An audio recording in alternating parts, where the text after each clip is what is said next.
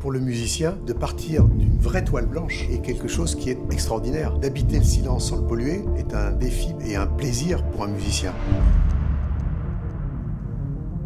Il y a tout un monde du son qui se crée, qui est très important pour l'identité de la marque, pour l'expérience du client. Renault, c'est une marque qui est dans l'humain, dans le vivant, dans l'empathie. Et donc le son, et c'est là où on s'est rejoint très vite avec Jean-Michel, ça doit être une vision douce et agréable du monde. Pour moi, cette rencontre avec Renault est une très bonne opportunité pour pouvoir justement être différent. On a une manière de penser, on a une manière de créer, et cette vision du monde, elle ne peut exister qu'à partir du moment où on utilise les outils technologiques et notre savoir-faire. Une des choses qui est caractéristique de Jean-Michel, c'est que c'est un grand artiste, mais aussi c'est un grand ingénieur. C'est ça qui m'a convaincu que c'était la bonne personne avec laquelle on devait collaborer. Ce projet est un projet très enthousiasmant parce qu'il permet la rencontre entre le monde des arts et de la création sonore représentée par Jean-Michel Jarre et puis le monde de l'industrie sur des produits de grande consommation, donc qui touchent les utilisateurs à tout niveau, quel qu'ils soient.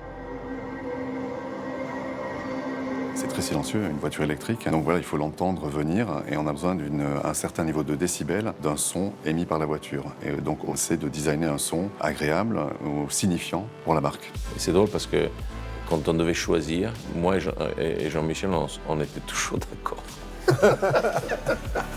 Ce que j'aime beaucoup dans la vision de Luca, que nous partageons, c'est l'idée on peut toujours améliorer les choses. C'est ça aussi qui, à mon avis, fait l'ADN d'une marque comme Renault. C'est-à-dire que c'est une marque qui a une légitimité à cause de son histoire.